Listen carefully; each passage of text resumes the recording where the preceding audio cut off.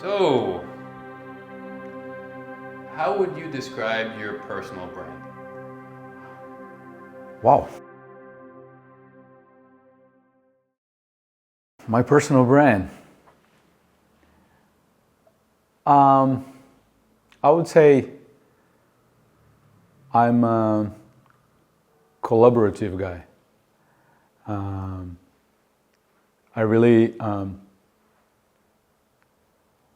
I wake up early in the morning. I get off the bed by myself, but after that, I like to be among people, doing things together. People person. Yeah, I'm a people person. I mean, I want to be in a group, belong to somebody else's. I mean, share somebody else's dreams as well as mine, of course. But I like to be involved in something with somebody else. And what color is your brand? Blue. How loud is your brand? Quiet. Not that. Quiet? Not that loud. Yeah. No. And what's the audience of your brand? Well, entrepreneurs. Yeah. Entrepreneurs, and people who also wake up early in the morning, got dreams in their heads, and need help to share their dreams and make them true. So, and where do you see your brand in 10 years from now? Well, I see my brand more popular. I see my brand more and more involved in projects that can make, make difference in a very honest way in people's lives. What's your name and where are you from? Yeah, my name is Max Leal. I'm from Brazil, living in Portugal. If you want to pronounce my name in a very Brazilian name, you say Leal. If you want to pronounce my name in a Portuguese name, you say Leal. Yeah. Yeah. Sounds kind of like legal, right? Yeah, exactly. What did you study and which university did you graduate from? Yeah, I'm graduated in communications in Universidade Federal da Paraíba, which is a federal university in Brazil. I'm Brazilian, as I said. So, and then I post-graduated in marketing, PR, and advertising in England. And then I came back to Brazil, started a career as an advertising professional. And I started to run my own agency in 1998. So that's what I've been doing, running agencies. Then I decided to become a consultant to develop brand strategies. I moved to Portugal in 2017, and I've been doing that, basically that from that. Where did you study in England? I studied in Bournemouth, which is south of England, in a place called MLS International College. And then I took an exam in London Chamber of Commerce and Industry, and I got a diploma from that organization, a marketing diploma. I studied in the summer at St. Cat's in Cambridge. Oh, in Cambridge. Nice. Can you walk on the grass in Bournemouth? Yes. Yeah? Yes. Can't do that in Cambridge. Why not? You have to ask the professors. Oh, really? If you see how much time they spend and how they dedicate their life to their work, they can walk on the grass as much as they want to. Oh, yeah. They deserve it. Oh, yeah. What kind of work do you do? What kind of, sorry? What kind of work do you do? Oh, right. What I do is to understand entrepreneurs' business and to offer them a clear way to make their brands relevant. To do that, I use lots of stuff that we've been, studying and knowing throughout my career. But mostly, I learned to use empathy as a very strong tool. What I normally do is put myself in their shoes to help them to understand what their clients want and how they can position themselves to offer that, but combining their inner truth to their client's truth. But there's always a way to combine the two things. That's a challenge, especially because it evolves with the time too. Exactly, it evolves with the time, and we have to be open-minded to accept the changes, and we have to be keep an eye open to that signs of that. There's a very good expression which is zeitgeist, which is the spirit of time. and we have to keep an open mind and an open eye to the changes of the spirit of times. So we have to always, doing brand strategy is actually paying attention. Yeah, excellent. Why did you decide to become an advisor at Homeless Entrepreneur, and what impact do you aim to achieve thanks to this collaboration? Well, what makes me decide to help you guys was, to be very honest, your speech in Riyadh, in Saudi Arabia. When I heard what you personally, Andrew, have been doing, things like sleeping outside with the guys in minus 70 degrees, as you did in Davos, I thought to myself, this guy knows what empathy means. And that means a lot to me because I learn a lot putting myself in my client's shoes. I learn a lot putting myself in my client's shoes. So I understand that being trapped in an office just doesn't help you to have the ideas that actually work. You can get some awards of that, but you don't touch people's hearts inside an office. You just have to go outside.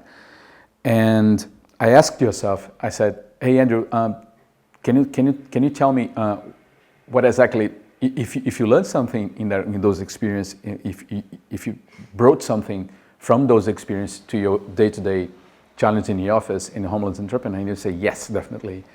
So I confirmed my suspicions. I mean, this guy knows what the importance of empathy. So that's the first sign.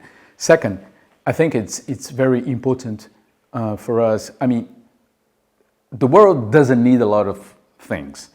One of the things the world doesn't need is more people.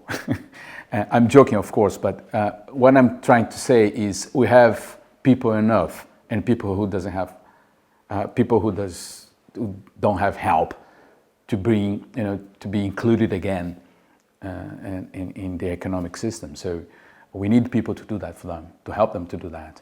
And the impact that I'm expecting to make in your organization is just if I am able to help your organization to be more precise in what it does, more has a clear path to call attention upon itself, I'll be more than happy to do that. It's just just a question of find your unique approach to be even more relevant to people in the streets and for the sponsors, because they're interested too. I mean, they also need to be aware what you guys are doing.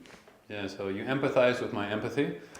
Absolutely, absolutely. Because as I said, I learned a lot putting myself in my client's shoes. So listening to you was an stimulation to approach you and say, hey, look, count on me. I think this is important. Well, it's mutual, and also the fact that you've done something, right? Like a lot of people speak, but when you speak and then you do it, there's more credibility. I slept out in Lisbon during the Web Summit, and a friend of mine is Boss AC. If you've heard of him before, he's a well-known rapper, musician there, and he told me that the place that I slept out was like the worst place in Lisbon, and that there was like some rapper who invited the president or prime minister or the government official to sleep out in that neighborhood because of how bad it was. And did the guy go? I probably don't think so. Probably no. But when I did sleep out there, I was woken up by a woman that was angry and yelling, and then another woman came by and she said, don't worry, you're in a safe place. If someone stabs you, there's a camera above you, so at least they'll know who did it. So let's just say it was a very sketchy area. Sleeping on the street, if you're in Davos and 17 below zero, you can die because of the cold weather. And depending on where you go, you can die because of other circumstances. Yes. But that's it's a hard way to empathize, but it forces you. Yes, and my bet is that probably teaches you a lot in how to run an organization. It also teaches you that when I went to Davos, I went in, and the only thing that really kept me from going, really, or not going, the reason why I went was because I had the belief that people wouldn't let me die. Like, and Of course. we went there, like we had no place to stay. It was freezing, and I believed that people would empathize with my situation and what I was doing. But let's just call that a little bit of blind faith and getting lucky more often than not. Yeah, a little bit, yes. Regarding homelessness and the vision of it, what was your perception of homelessness before forming part of Homeless Entrepreneur? Well, my perception was more focused on the structural problem, if I may say that, in terms of only having or not having a shelter. But I realized, I mean, in being in contact with your organization, I realized it's much more serious than that, because there is psychological effects in the human beings. You know, not having a place to call mine, it's really affects your self-esteem and your the level of insecurity, not knowing if someone, one of the people in our programs, he told me that some guy stole 2 shoes of his, and 2 different shoes, so he couldn't wear, because he had 2 different shoes now. Exactly, yeah. So imagine that. I mean, that's just something simple and stupid, but imagine you have 2 pairs of shoes, and one person steals the left shoe of one and the right shoe of the other, and you have shoes you can't wear anymore. Precisely, yeah. I mean, how can you shop in your office where you work barefoot? Yes, I mean it's we're laughing about, but it's a serious question. I mean, it's a serious issue. Home is a place where you re-energize yourself, and not having one, it means that you're going to be weaker and weaker. You just don't have to. You just unplug yourself. Yeah, on a side note too, laughter and humor with the street plays an important thing. It's laugh now, cry later kind of thing. But you have to find positive moments in very difficult situations, which is something I think before people enter our community, they're really not sure how to deal with it. Right? So the perception of homelessness before is more from observing from an outside perspective without much information. And then when you enter the community, you start speaking with people that are going through those situations. So you learn to empathize with more knowledge. Perfectly. Which I think is important. So how would you say your perception of people experiencing homelessness has evolved since you started advising that homeless entrepreneur? Well, in that sense, I mean, in the psychological dimension of not having a shelter, which means much more than a shelter. It's a place to re-energize yourself. So not having this is something I haven't been yet thinking. I mean, I just haven't had the chance to understand clearly as I think I do a little bit more now. Have you ever felt homeless? No. Can you imagine?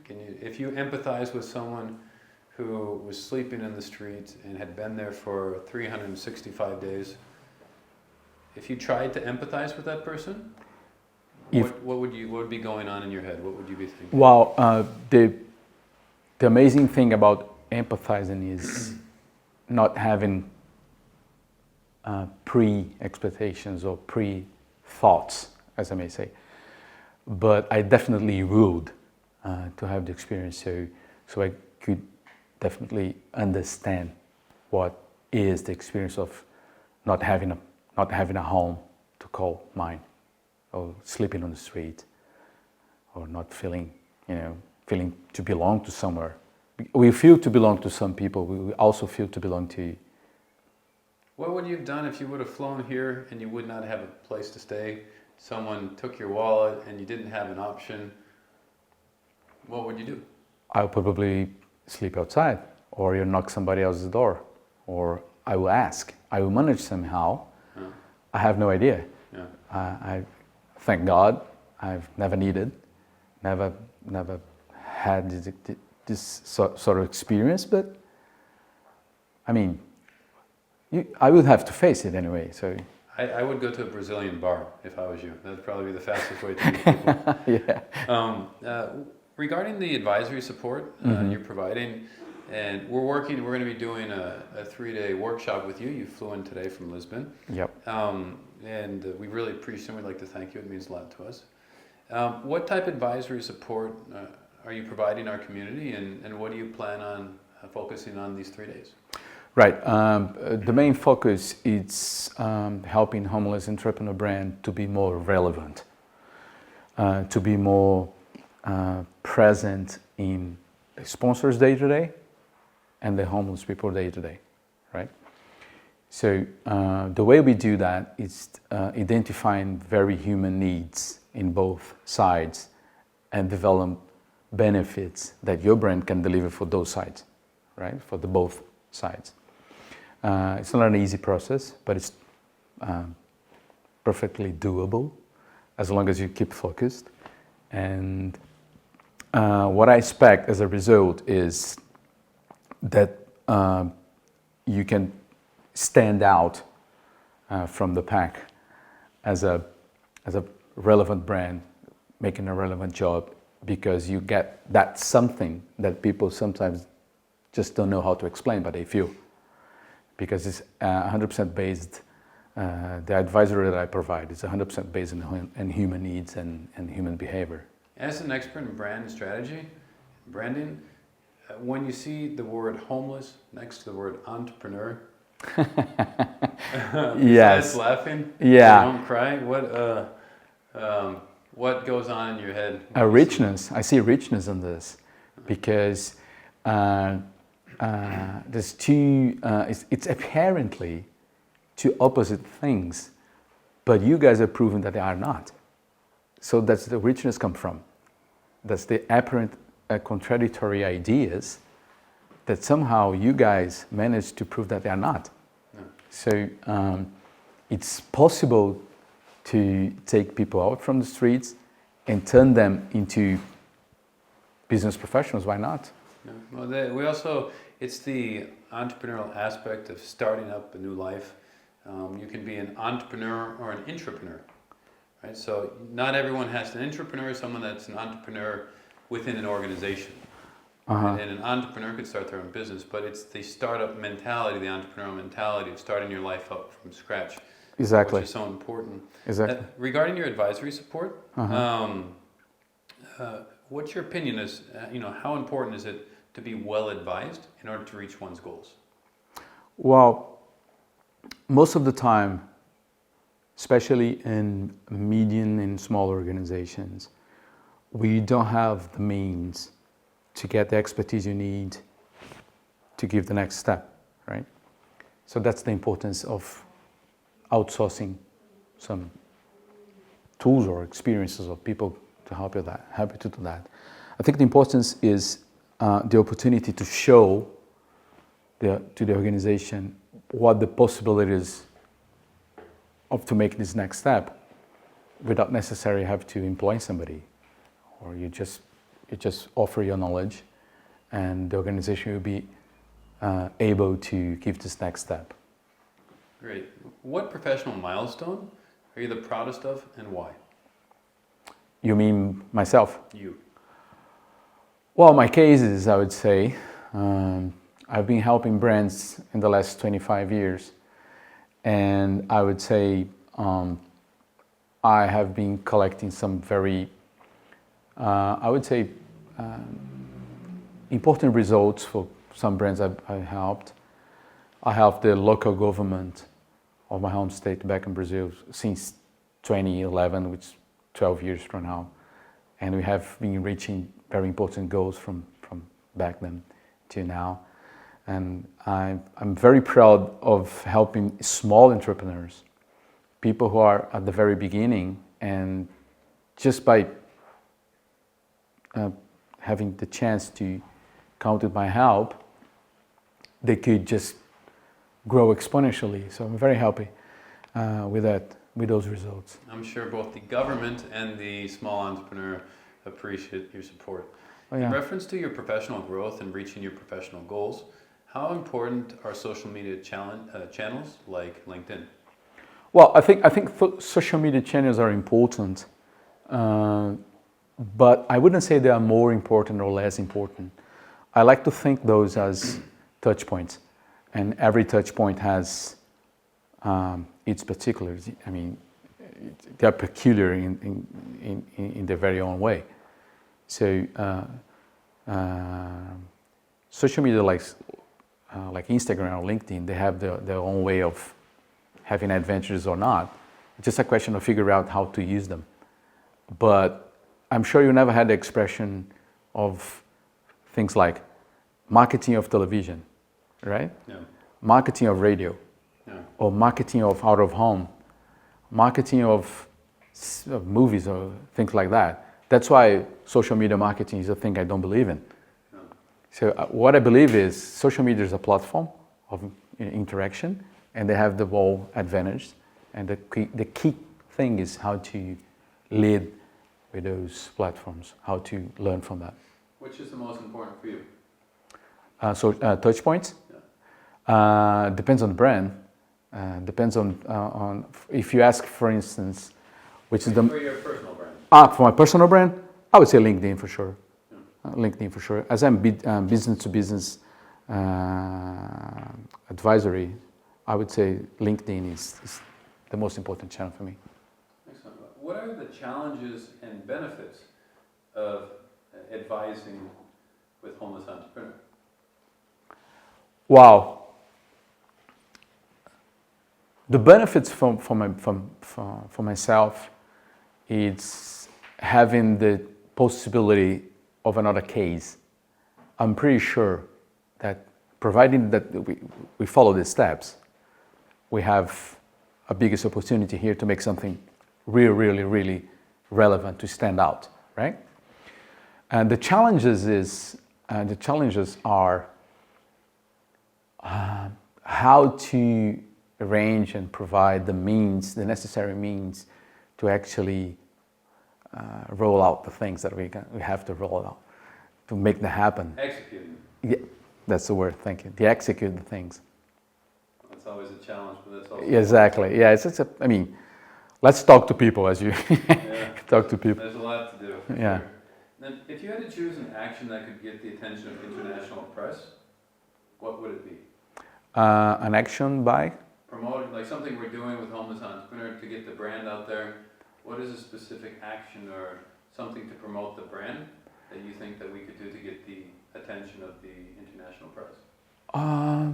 Well, I'm not sure because I haven't been that deep yet in the organization, but I'm sure you probably have cases with people that you took out from the streets and put them inside any organization. This guy already make some levels up, yeah. Probably. So I would say that it's amazing because this guy inside a big organization can have you figure out that you guys have the chance to make a homeless to become a CEO. This is amazing. That will be amazing. I think if you have this opportunity. Well, for example, the latest success story is a guy named Tony. He's an Australian chef. I saw on social media. He was experiencing homelessness at the airport in Nice, France. Uh-huh. And I got to meet him after I met Will.i.am. Then I met a guy who's a professor in Hong Kong, and he introduced me to Tony. And when he reached out to me, he was experiencing homelessness in Nice. He participated in our helpline, which is how he contacted us, uh-huh. and the Voices program, so he shared his story in 40 seconds, which then got the attention of a journalist in Nice, my team, and he shared the story. Within hours of sharing the story, he was off the street.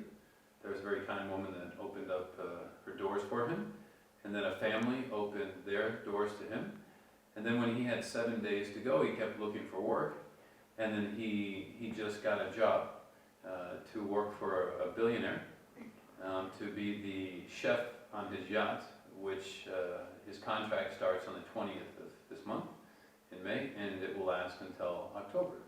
So that's an amazing story in my opinion. Within 2.5 months, he went from sleeping at the airport in Nice to work and what he loves and what he does well. Yeah, that kind of story. Yeah.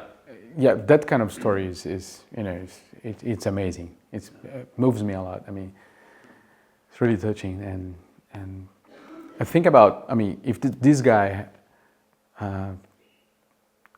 over time just becomes a chef in a big chain restaurant or creates his own restaurant and succeeds, can you imagine how important you guys have been in his life? Well, I think it's, you know, it's the inspirational aspect of helping someone go through rough times, staying focused on what they want, and that definitely gets them to change their life and inspire others through press, for sure. Yeah. Out of the interactions, you had limited interactions so far because we're just getting started, right? Yep. But what do you imagine being like the next big thing that happens? Like once we get the strategy going, what's the next step after clarifying our brand strategy? Well, in simple terms, what I think is a bit a big stage to focus on is to think of homeless entrepreneur and people. Can you imagine a dialogue between two people, right? And one say, you know these guys? Who guys? Homeless entrepreneur. No, you don't know them? No, I don't. What they do? They took people out of the street and turned them into CEOs. So instead of Red Cross and movies, homeless entrepreneur. Exactly. Well, actually, one of the things I wanted to do, we haven't done yet, was I thought we'd be successful when someone gets homeless entrepreneur tattooed on them. Oh yeah. We were almost there. Okay. I think it's possible. I mean, it's we can for sure. But just, you know, how we bring it in and just how people we help other people and bring it is amazing in itself. Here's a question for you. Yep. Would you recommend other professionals to provide pro bono support like yourself to help our organization? If so, why? Oh yeah, I have already. Yes, I have invited a friend of mine, who's a Canon awarded designer called Dinho Lima. He's also Brazilian, lives in Mozambique, and I told him your story and your organization story, and he said at the spot, yes, I'm in. So I'm trying to reach him out, just tell him that I'm already here. And he's a designer I would like to be working with on this project because he's very well talented and has a social sensibility that I think is important for us at this very moment. But we will need a team. Yes. We need copywriters. We need web developers. We will need social media people. But one step at a time, and you're gonna arrange them all. That goes to the next question, which is the second to last question. What can future homeless entrepreneur supporters, advisors, volunteers do to help collaborate with you so that way we can really take our brand to the next level? You mean what they have to do? What can they do? What kind of people can help you? What kind of support do you need to? Oh, right. Communication people, mostly. As I'm providing the strategy, we're going to develop together the whole positioning of the brand. There will be the time for execution. So when the time for execution comes, we need people to execute. Copywriting, designers, web developers, just as I said. So this is the kind of people we're going to be looking for. Yeah. Okay.